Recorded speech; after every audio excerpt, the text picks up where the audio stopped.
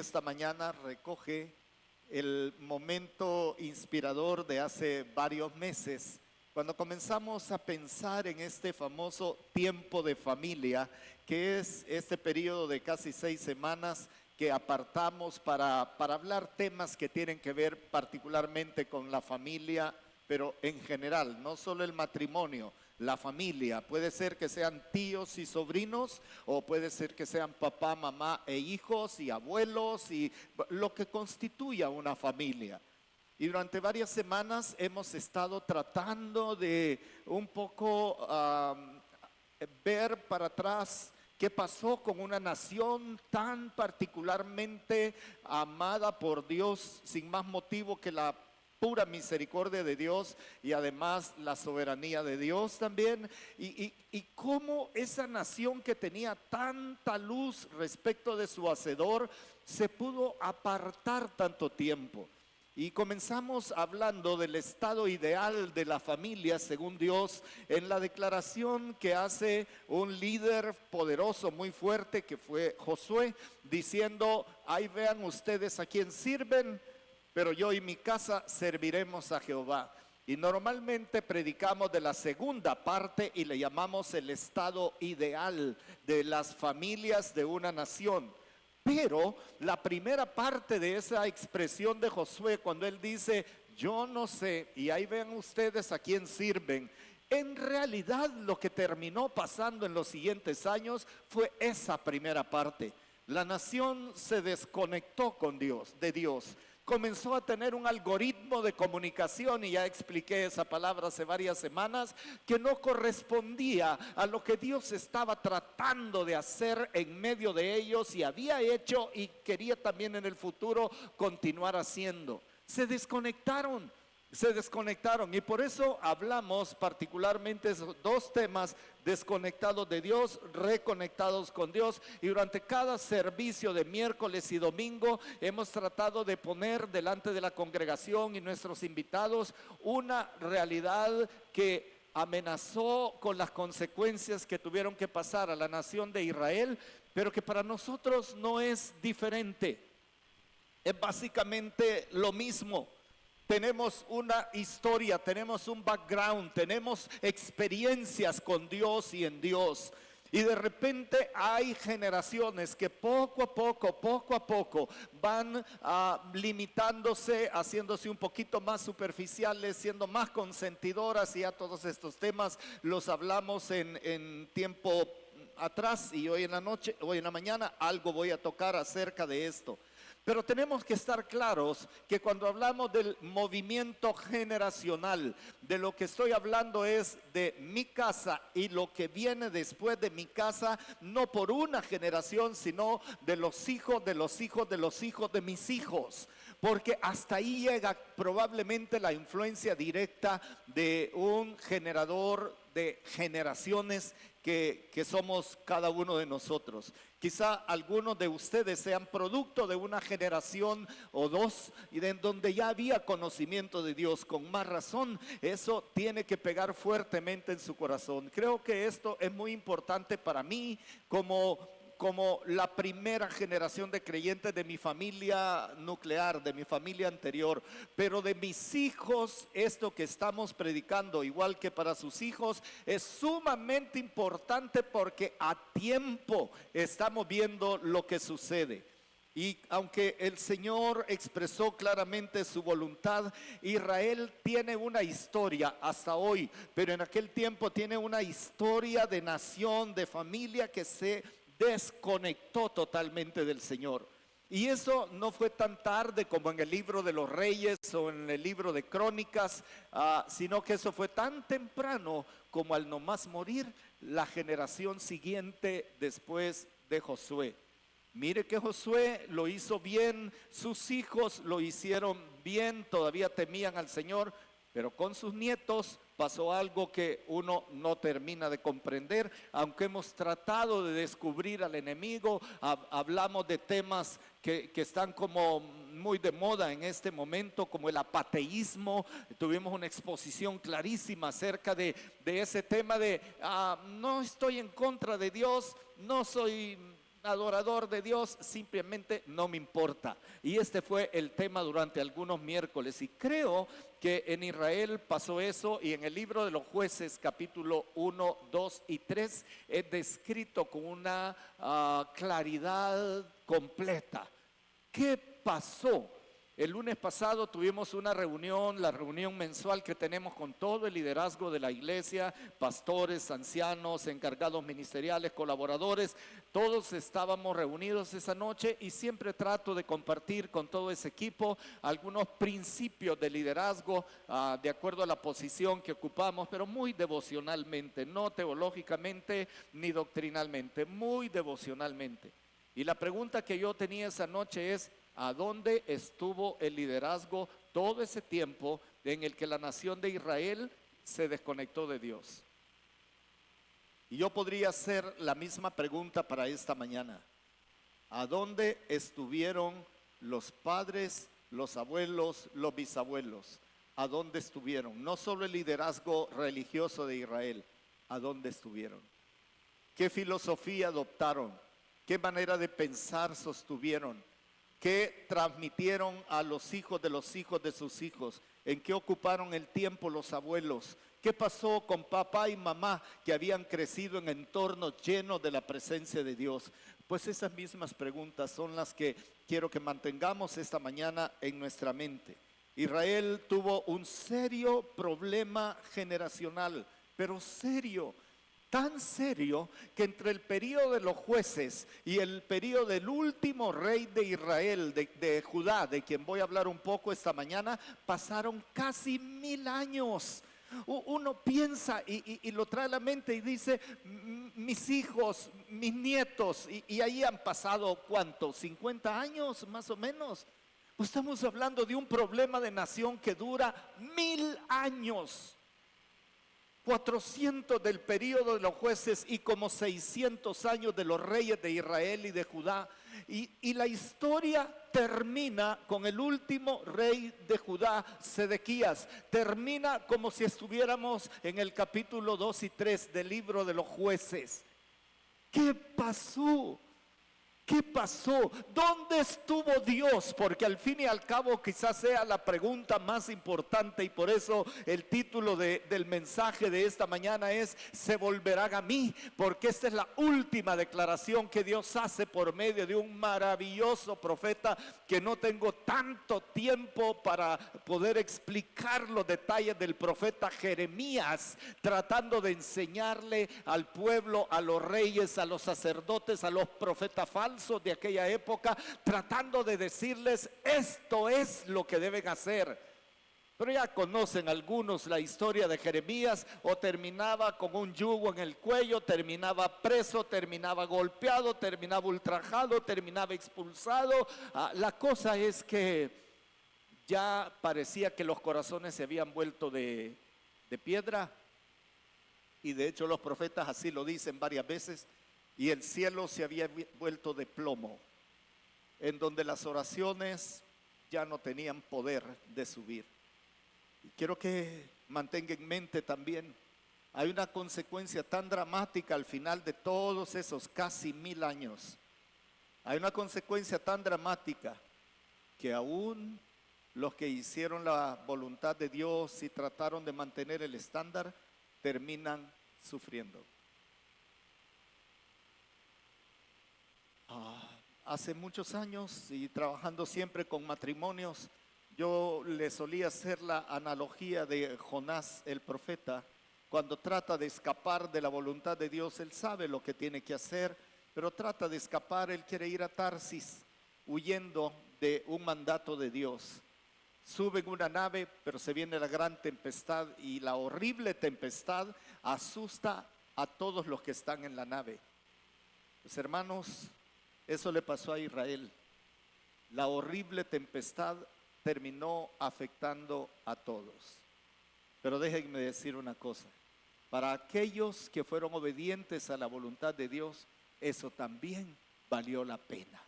Valió la pena absolutamente. Y ojalá que más adelante yo voy a predicar una serie a partir del mes de julio, una serie relacionada con esas cosas que Dios hace que que sucede que su palabra permanece para siempre.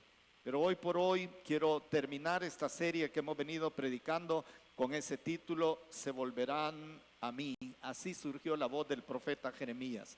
Y yo sé que la mayoría de veces Jeremías no es uno de esos libros y menos de esos textos que nosotros solemos recurrir a ellos. Más bien Nehemías es uno de esos pasajes en los que uno trata de no detenerse. Y quiero pedirles que vaya conmigo al libro de Jeremías en el capítulo 24. Vamos a leer solamente 7 versículos, pero quiero que por favor los tenga allí listos.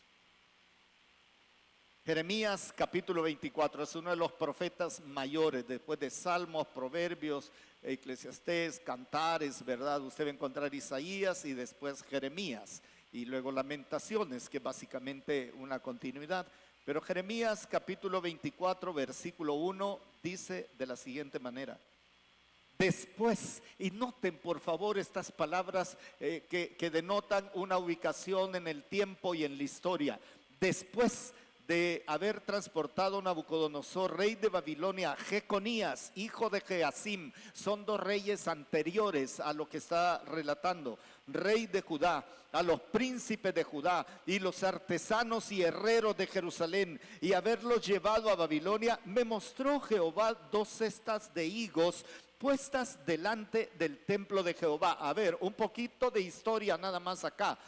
El problema de Israel comenzó al morir, bueno, antes de eso, pero con Salomón el reino se dividió en 2.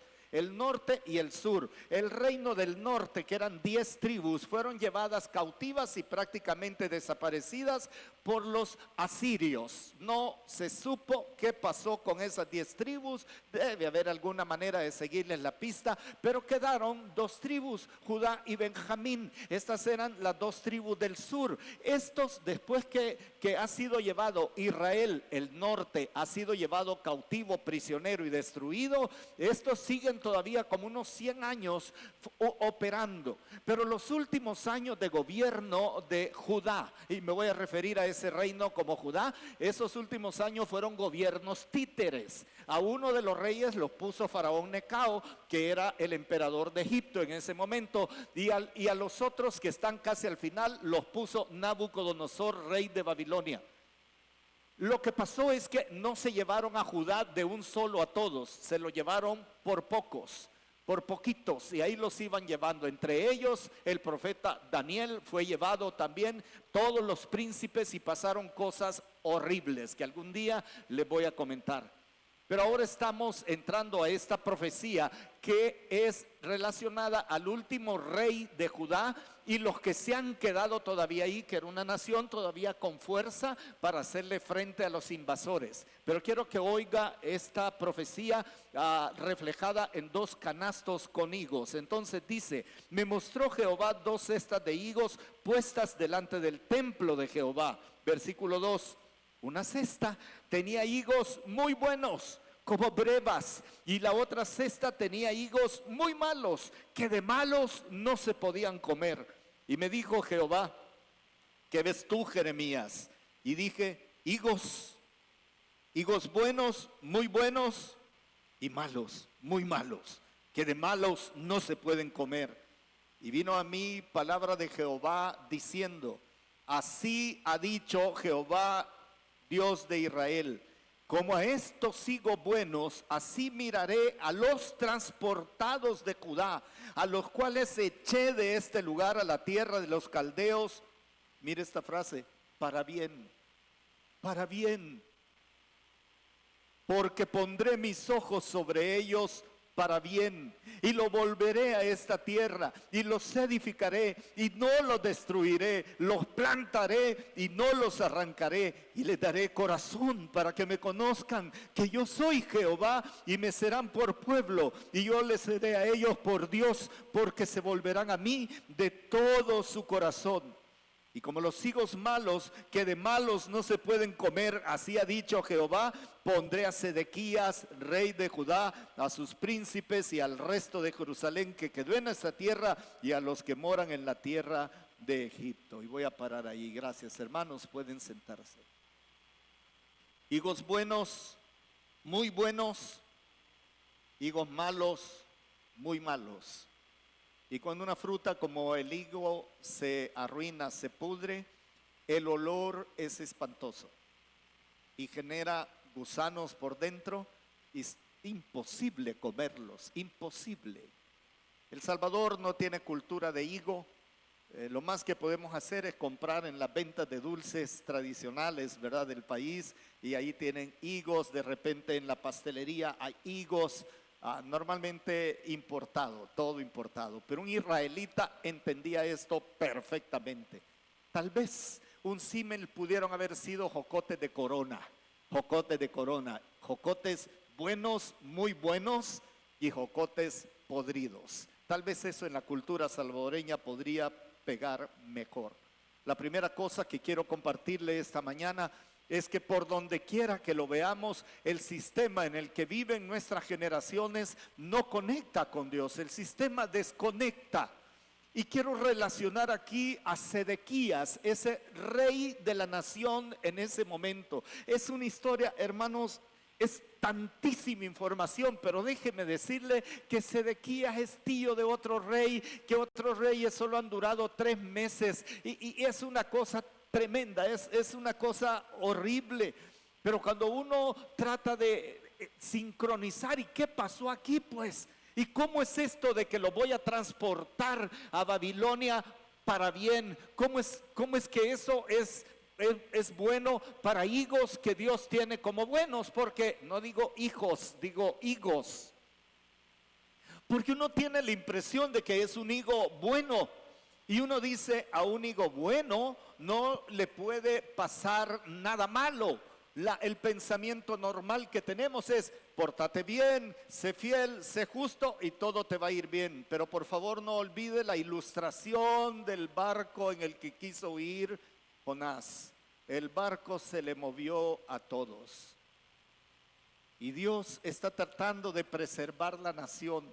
Está tratando de cuidarlos lo mejor posible porque Dios sabe lo que va a pasar con los que se quedan en Jerusalén. Y Sedequías, que es un rey puesto por ellos, se rebela contra Babilonia. Y uno dice, valientes, se rebelaron contra la bota opresora del babilonio, vil y perverso. Pero Dios les había dicho que no se rebelaran. De hecho, les había dicho que sirvieran al rey de Babilonia y se refiere a Nabucodonosor como mi siervo. Mi siervo, así se refiere Dios a Nabucodonosor, mi siervo. Quiero que por favor vaya conmigo al libro de Crónicas, al segundo libro de Crónicas, vaya un poco para atrás, antes de Nehemías, usted va a encontrar el segundo libro de Crónicas. Y quiero que por favor vea el capítulo 36 del libro de Crónicas. Ya vamos a llegar a los principios de toda esta historia.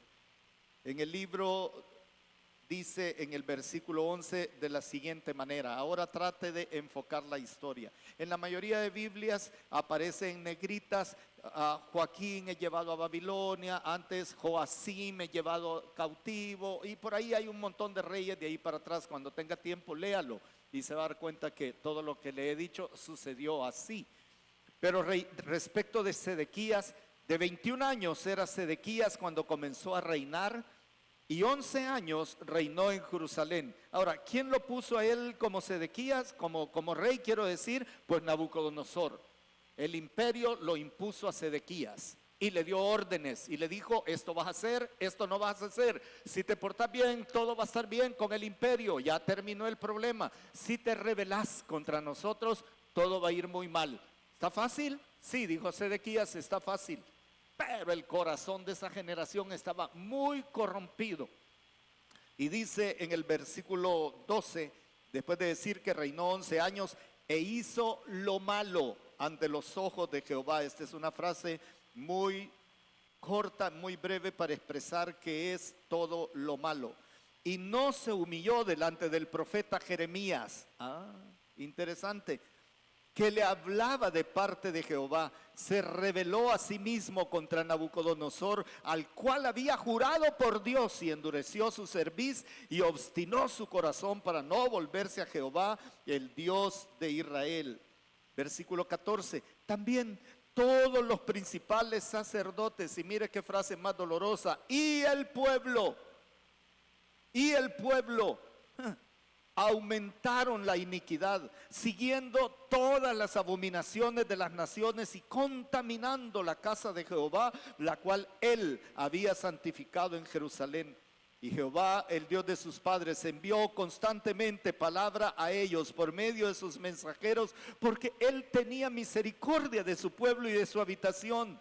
Mas ellos hacían escarnio de los mensajeros de Dios y menospreciaban sus palabras, burlándose de sus profetas, hasta que subió la ira de Jehová contra su pueblo. Y mire qué frase más dolorosa, la última.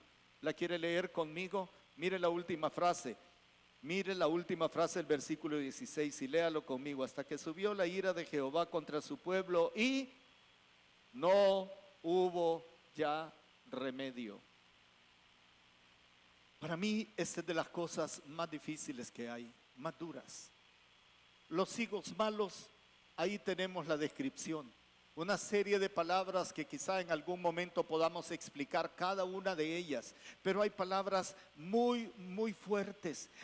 Hay palabras que uno hasta ni siquiera las usa en nuestro idioma normal. Por ejemplo, endurecer su cerviz, obstinar el corazón, son frases tan duras. Una persona obstinada es una persona que le están diciendo lo que es correcto, sabe que es lo correcto, pues no le importa, quiere hacer su única voluntad porque cree que es lo mejor de lo que cualquiera le diga. Y el mundo es así.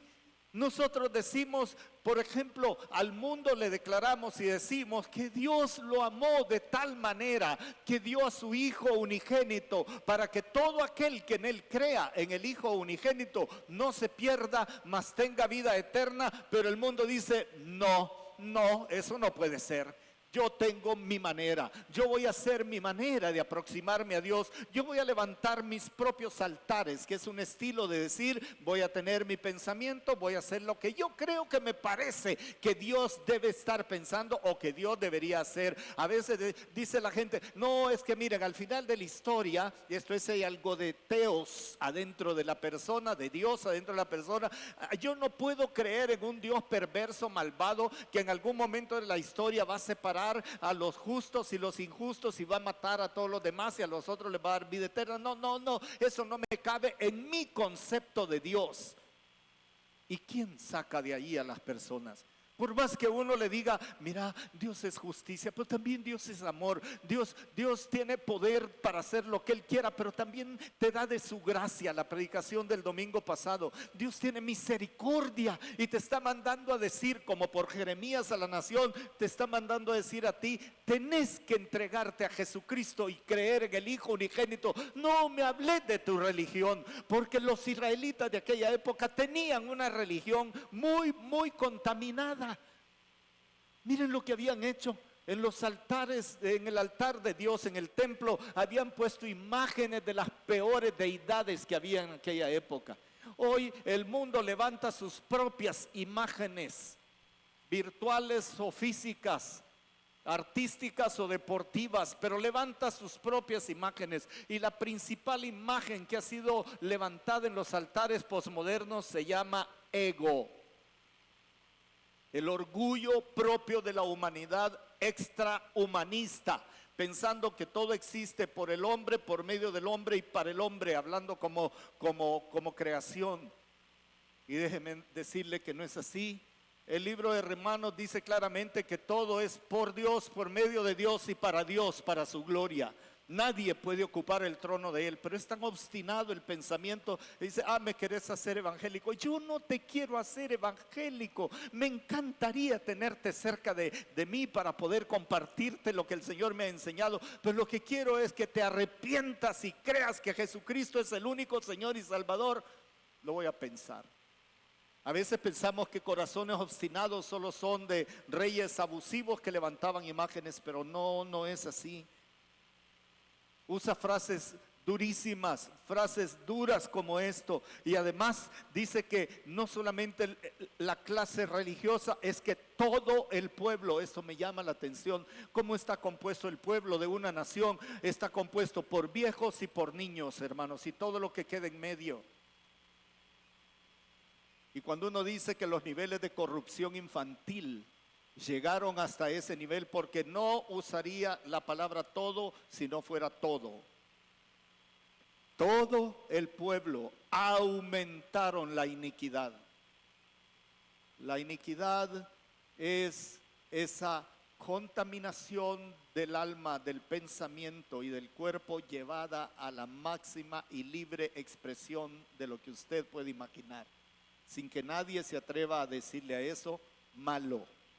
Por eso cuando Dios dice hizo lo malo el rey, es una frase que se queda corta en nuestra concepción, porque para algunos que un rey haga lo malo es que gobierne mal.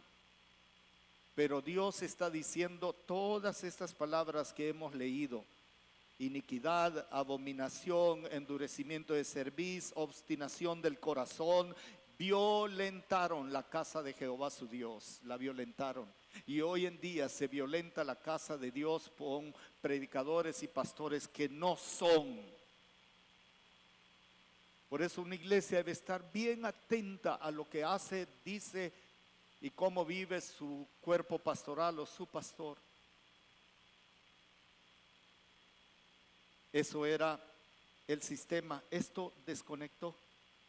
Le llamaron los higos malos, los higos malos.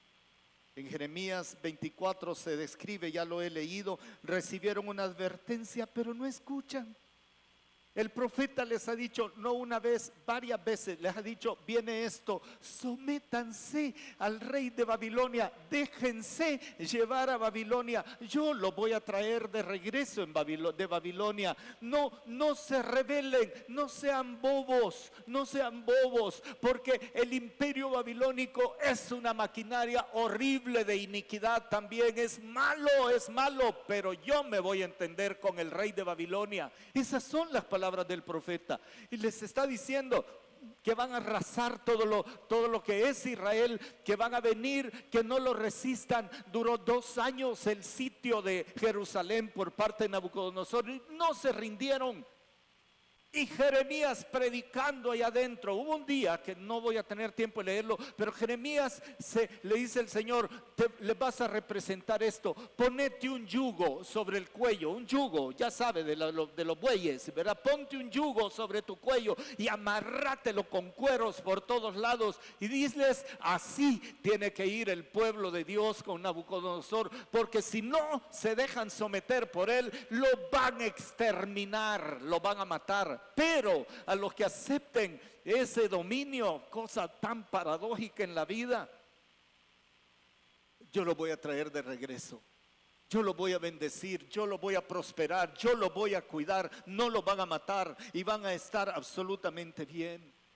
Pero el reino está enseñando que Jeremías es mentiroso, que Dios no tiene que ver en el asunto, que este es un tema sociopolítico, principalmente político, y que lo político se resuelve políticamente. Si él me viene con armas, yo le respondo con armas. Cuando termine el sitio de la ciudad de Jerusalén, se abre una brecha en el muro oriental de Jerusalén, y el rey trata de escapar con todos sus comandantes y sus hijos. Y Nabucodonosor, que tiene rodeado todo eso, los captura rápido. A él, a Sedequías, le sacan los ojos, pero no antes de haber asesinado a sus hijos. Y la palabra usada para sus hijos, siendo que Sedequías tenía 33 años en ese momento, más o menos, o 36 años. Sus hijos tienen que haber estado chiquitos, hermanos. Y antes de sacarle los ojos al rey, lo dejan ver cómo asesinan a toda su descendencia. Y le sacan los ojos, se lo llevan cautivo. Y llevar cautivo era una cosa horrorosa, hermanos. Les ponían ganchos en la nariz como a los bueyes como al ganado, y de ahí le ponían cuerdas o cadenas y los ponían en fila, caminando más o menos 1000 kilómetros y tal vez un poco más desde Jerusalén hasta el centro de gobierno babilónico.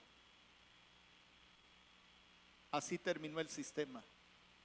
Y hermanos, yo les quiero decir, estemos atentos, porque este sistema en el que estamos viviendo no nos conecta con Dios. Trata de desconectar, trata de llevar las cosas al mínimo nivel, a la mínima expresión de probabilidades de que algo no está bien. Y este sistema nos está volviendo, a mí me gusta esta palabra, inapetentes de Dios, sin apetito de Dios. Y Dios pasa a un plano que ojalá que nos peleáramos con Dios, como han dicho los últimos predicadores que hemos tenido. Es que ni siquiera le damos valor de presencia, hermanos. Ni siquiera tomamos en cuenta como para decir, ¿y si Dios tiene razón?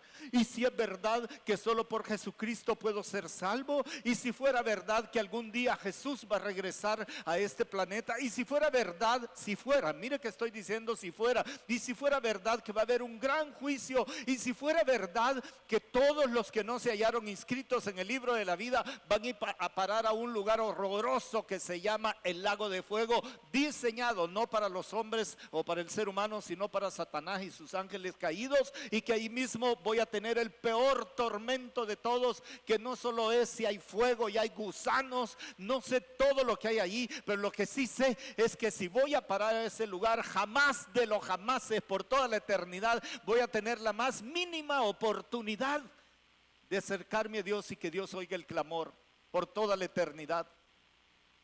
Todo lo bueno que puede pensar uno en medio de todo lo malo desaparece completamente, y si eso no es suficiente ya como infierno, pero el ser humano, es que la palabra infierno se debe considerar si es verdad o no es verdad, si se refería solo a un lugar donde quemaban cosas ahí afuera de Jerusalén, o si solamente es una manera de amenazar al pueblo para que tenga miedo.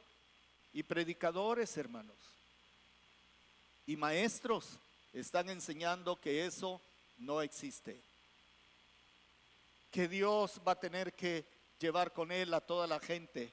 Y hay otro sector que dice, a mí no me importa porque Dios no existe. Y hay otro sector que dice, pues si nos llevan ahí no importa, vivamos aquí lo que tenemos que vivir. Y nuestras generaciones van oyendo. ¿Y para qué se van a congregar? Porque hay cosas mejores que hacer un domingo en la mañana. ¿Para qué les van a poner a sus hijos en manos de maestros que les van a indoctrinar con la Biblia? Y nos damos cuenta con nuestros niños que muchos de ellos es la única dosis de palabra de Dios que reciben en la semana. Dice, muy largo el culto, 2 horas, y nuestros niños es lo único que reciben, hermano. En muchos hogares no hay tiempo porque ¿sabe qué? El sistema no conecta, desconecta. Te mete horarios, te mete home office, te mete reuniones. ¿Cuántas veces ha tenido uno que oír esta frase? No podemos llegar, hermano, porque abrimos los domingos. No podemos llegar porque tenemos reunión. Entonces no, es que los niños tienen que madrugar para ir al colegio. Déjenlos que vengan un miércoles en la noche. Y ahí les da algo para que se duerman. 2 nalgadas, ¿verdad? Va a ver si no se duermen. Ya criamos hijos, hermanos, y estamos criando nietos. Y algunos de ustedes no saben cuánto gozo me da venir con sus cochecitos el miércoles en la noche con lluvia. Y miren, no estoy sacramentalizando los cultos, solo digo, posiblemente sea lo único que reciben. Pero el sistema dice, no, se van a enfermar. Y me doy cuenta que la mayoría de enfermedades de nuestros niños no vienen de la iglesia. Vienen de la casa, vienen del cole. Hermanos amados, el sistema no conecta con Dios. El sistema desconecta. Y usted y yo tenemos que estar muy, muy atentos a no ser Sedequías. En Jeremías, volviendo a Jeremías para parar este punto por aquí. En Jeremías capítulo 52, esto es tremendo. Pero en Jeremías capítulo 52, casi al final del libro, debo decirles una cosa. Jeremías no es un libro cronológicamente establecido. Ninguno de los profetas es así. Usted los tiene que leer y tratar de entender, porque de repente terminó una parte de la historia y dice, y dijo Jeremías en tiempos de Joacim. Hay que regresarse, hay que hacer un flashback e irse a ver qué pasó en tiempos de Joacim. Así se leen los profetas. Porque si usted los lee de corrido, hermanos, uno se pega una perdida, pero tremenda, porque dice, no me encaja en el sistema cronológico mío. Pero la Biblia se lee de otro modo, y en Jeremías capítulo 52 dice de la siguiente manera los primeros 3 versículos. Era Sedequías de edad de 21 años cuando comenzó a reinar, y reinó 11 años en Jerusalén. Su madre se llamaba Amutal, hija de Jeremías de Libna. Amutal no es un nombre exactamente hebreo. Tiene connotación egipcia. ¿Y quién gobernaba Israel cuando este era niño? Egipto. Pero bueno, hizo lo malo ante los ojos de Jehová conforme a todo lo que hizo Joacim. Hay que leer a Joacim. Quemó niños delante de Dios, hizo maldades horrorosas, no tengo tiempo para explicar. Y a causa de la ira de Jehová contra Jerusalén y Judá, llegó a echarlos de su presencia, y se rebeló Sedequías contra el rey de Babilonia. Versículo 9. Entonces prendieron al rey, le hicieron venir al rey de Babilonia a Ribla en Hamat, donde pronunció sentencia contra él. Degolló el rey de Babilonia a todos los hijos. Ya le he contado estos detalles. En versículo 11 dice, no obstante, el rey de Babilonia solo le sacó los ojos a Sedequías y le ató con grillos y lo hizo llevar a Babilonia y lo puso en la cárcel hasta el día en que murió. Lo último que este hombre vio fue cómo degollaron a sus niños, de probablemente unos 10, 12, tal vez 14 años. Lo último que vio, y no lo mató. Nabucodonosor no tuvo misericordia. Vivió no dice cuánto, pensando en lo que no pudo hacer cuando era tan sencillo hacerlo. La razón, se desconectó totalmente de Dios y trató de hacer su propio camino, su propia voluntad. Esto no es lo que uno quiere de padre o madre con respecto a sus generaciones. Ver que lo último que hacen es degollar a todos sus hijos y luchar con esa culpa y con esa idea mental. Le daban de comer y le permitían dormir y no lo asesinaron, y eso era el peor castigo. Es un poco reflejando el infierno, donde nadie muere por toda la eternidad. Nadie muere. El sistema no conecta, el sistema desconecta. Suena bien cuando Sedequías dice, rebelémonos, luchemos valientemente, cantemos la marcha de Gerardo Barrios, no sé, todas esas cosas creadas por nuestra historia de bronce para sentirse uno orgulloso, ¿verdad? Del pájaro picón, de la selecta, ¿verdad? Y todo lo que usted quiera. Las frases que enaltecen los favores del sistema comercial y financiero, social y peor, político del país. Peor. Cuando Dios está hablando de vuélvanse a mí, terminemos hablando de que si el sistema desconecta, Dios reconecta. Y hay 3 cosas que les voy a mencionar muy rápidamente. Número 1, a los que reconocen que fallaron, como el pueblo de Dios, Dios les da bendición. No tengo tiempo para leer todos los versículos, pero hermanos, ¿sabe cuál era el problema? ¿Sabe por qué 70 años? Porque es el equivalente a todos los años que la tierra no reposó, porque había una ordenanza de Dios para que la tierra cada 7º año reposara por un año, y esa suma de años fue 70 veces semanas de 49 años, y la suma total de eso, si quiere investígalo, le da más o menos 70 años, depende después de quién se tome. Pero había un sector del pueblo que sabía perfectamente que le habían fallado a Dios.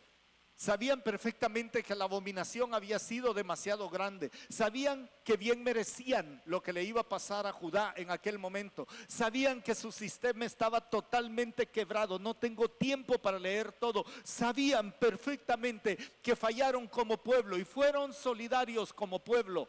No dijeron, Señor, yo no pequé, ellos pecaron. Yo no, dijeron, hemos pecado. Y si esto significa llevarnos en cautividad, llévanos. Y hermanos, me da miedo decir esto, pero muchas veces en la vida tenemos que ser solidarios con la condición espiritual que el Señor está señalando. A lo mejor yo nunca asesiné a nadie o nunca forniqué con nadie más. A lo mejor nunca robé, a lo mejor soy la persona más cercana, la persona más justa descrita en la Biblia, menos Jesucristo. Pero vivo en este pueblo y sé que hay juicio para este pueblo. Y en lugar de levantar mi puño enojado por la injusticia de Dios, alcanzo a ver la maldad humana que me incluye, porque ahí sí me incluye.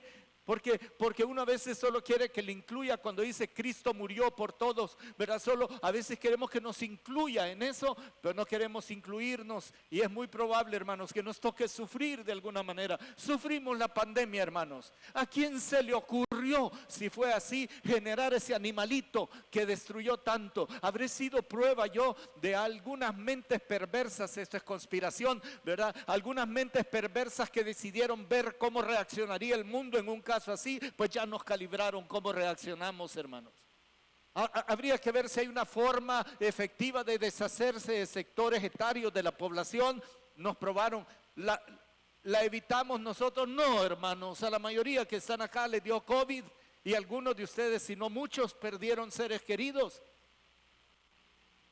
Y digo, no me incluyo, pero entiendo que soy parte de una población mundial rebelada contra Dios y que tarde o temprano vamos a sufrir algunas de estas cosas. El tema no es si me toca sufrir o no, sino si me doy cuenta que Dios tiene razón. Pero lo que había detrás de esto es mejor todavía que ese pensamiento, porque ese primer pensamiento me lleva al corazón quebrantado, humillado, del cual voy a hablar en 3 semanas. Eso me lleva a decir, Dios, no voy a pelear contigo. Como decía Jeremías, pongo mi rostro en tierra, Señor, y haz conmigo como tú quieras. Puede ser que yo sea un poquito más justo que otros, pero el mundo va a sufrir, hermano. Y nuestros nietos van a estar en este mundo, o nuestros bisnietos. Ya se sufre, ya se sabe cuál es la condición humana respecto de género, de aborto, de atacar a un país injustamente. Ya se sabe. Ya se sabe. Y sufrimos. Y la pasamos mal, algunas veces grave, otras menos. Y lo único que uno debe decir, Señor, reconozco que mi pueblo ha pecado. Y nuestros nietos tienen que entender eso. Y aprender a quebrantar su corazón, a ir delante de Dios arrepentidos. Y si Dios dice, como les dijo aquellos, van cautivos, vamos cautivos, Señor, porque esta es tu perfecta voluntad. ¿Es doloroso? Sí. Castraban a los príncipes, hermanos. Los babilonios castraban a los príncipes, a los nobles, no necesariamente hijos del rey, a esos los mataron, pero a los nobles, a los inteligentes, a los que llevaron, a los amigos de Daniel probablemente, a Sadrach, Mesach y Abednego, sus nombres babilonios, los castraron. Sufrieron muchísimo, pero Dios los mantuvo conectados con ellos allá, en Babilonia, a pesar del cautiverio. También Dios reconecta a los que tienen marcas indelebles en su corazón, porque déjeme reflexionar en esto. El cautiverio duró 70 años. ¿Quién le enseñó a los niños que fueron al cautiverio con sus padres? Porque hay un salmo que fue llevado como pieza de rock, que dice que a las orillas del río Éufrates cantaban y trataban de recordar los salmos que hablan de la gloria de Dios. Si no sabe cuál es la canción, pues se llamaba el río de Babilonia. Ahí un grupo extraño cantaba esa canción, pero es un salmo, porque esos niños en Babilonia siguieron creciendo y temiendo a Dios. Quizás ni siquiera volvieron, hermanos, porque si tenían 20 años o 30 años en el momento del cautiverio, murieron en cautiverio. pero no se apartaron de Dios, y palabra de Dios hubo siempre, sino como se explica que hay un Mardoqueo y que hay una reina Esther que está presente para evitar que la nación sufra. ¿Por qué manda Esther a que la nación haga un ayuno? ¿Por qué hay esto? ¿Quién les enseñó? Papás y mamás, Dios reconecta a todos aquellos que fueron marcados en su corazón, no por el dolor de la historia, la violación, lo que usted quiera. Esas marcas duelen en el alma, pero las marcas que vamos poniendo en nuestros hijos y nietos, hermanos, son las que dentro de no sé cuántos años van a sostener a ese grupo que obedeció cautiverio, pues tenía marcas profundas. La palabra de Dios instalada en el corazón, no el teléfono, la palabra de Dios. La oración, el ayuno, la congregación, la bondad, los principios de Dios, la justicia de Dios. Si no tienen esas marcas nuestras generaciones, estamos perdidos, hermanos. Pero Dios reconecta, porque siempre en medio de cualquier conglomerado que haya en todo el mundo, siempre hay papás como ustedes, abuelos como ustedes, bisabuelos como ustedes, que están marcando el corazón de sus hijos. Hijos, háganle fácil el trabajo a los abuelos, tías mayores y todo eso. Dejen que les hable la palabra de Dios y les enseñe la palabra de Dios. Dejen que les pongan marca. Déjenlos que les enseñen a orar. Que sea prioridad estar en casa de Dios. Que compartan lo que Dios les ha dado con liberalidad. Bórreles las marcas del sistema. Y a esos el Señor los reconecta. Y este texto, que sé que ha sido muy poderoso, por lo menos para mi familia, para nuestra hija Débora en particular. Uno de estos versículos estuvo en su pared por años, pidiéndole que le respondiera una petición muy particular. Pero en Jeremías capítulo 29 dice de la siguiente manera: esto es una maravilla, esto es una cosa extraordinaria. Esta es la reconexión de Dios con un pueblo cautivo, porque los hijos tenían estas marcas ahí en su corazón. Estas son las palabras de la carta que el profeta Jeremías escribió, porque él les escribió una carta a todos los que iban en cautiverio. Me encanta esta carta porque está llena de ánimo, de poder, de bienestar, de búsqueda de Dios. Mire cómo va. Les escribió una carta y voy a ir al versículo 3. Por mano de Elasa, hijo de Safán, y de Gemarías, hijo de Hilcías, a quienes envió Sedequías, rey de Judá, a Babilonia, a Nabucodonosor, rey de Babilonia. Decía, la carta decía así: edificad casas en Babilonia, siendo cautivos, edifiquen casas. Esta es una predicación que anhelo compartir con ustedes otra vez. Plantad huertos, comed el fruto de ellos, casaos y engendrad hijos e hijas. Engendrad hijos e hijas, dad mujeres a vuestros hijos y dad maridos a vuestras hijas, para que tengan hijos e hijas y multiplíquense. Así el valor, la potencia de la reproducción generacional para la gloria de Dios. Y no os disminuyáis, porque si no hacían eso, iba a ser una nación de puros viejitos y se iban a morir antes de 40 años. De 40 años de estar en cautiverio, iba a morir la mayoría. Procurad la paz de la ciudad a la cual os hice transportar. Procurad la paz. Sean buenos ciudadanos, notables, honrados, correctos, busquen el bien. Eso está diciendo, esto es deleitoso. Y rogad por ella a Jehová, porque en su paz tendréis vosotros paz. ¿Cuál era la ciudad a la que habían sido transportados? Todas las ciudades del imperio Babilonia, que casi llegaba hasta la India. Porque así ha dicho Jehová de los ejércitos, Dios de Israel: no os engañen vuestros profetas que están entre vosotros, ni vuestros adivinos, ni atendáis a los sueños que soñáis, porque falsamente profetizan ellos. Vaya al versículo 11, y este es el que la mayoría de nosotros memorizamos. Porque yo sé los pensamientos que tengo acerca de vosotros, dice Jehová, pensamientos de paz y no de mal, para daros el fin que esperáis. Entonces me invocaréis y vendréis y oraréis a mí, y yo os oiré. Y me buscaréis y me hallaréis, porque me buscaréis de todo vuestro corazón. Aleluya, hermanos, por esto. Aleluya por esto.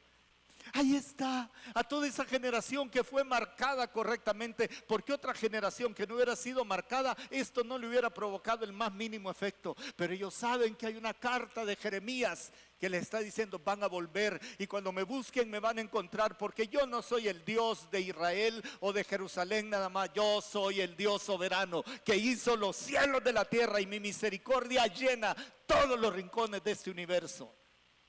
Enséñenles eso a sus hijos, porque vienen de un sistema desconectado de Dios, y es necesario que ustedes garanticen eso. Entonces Dios reconecta a los que reconocen que fallaron, a los que tienen marcas indelebles como esto que acabo de mencionar, y a los que aprendieron a confiar en el Señor aún en los días malos. Estos son, le dijo, los higos buenos. Estos son los higos buenos, los 2 canastos, la visión de los higos buenos. Y a esos higos buenos les dio la promesa: los miraré favorablemente, los haré volver a esta tierra, los edificaré, no los derribaré.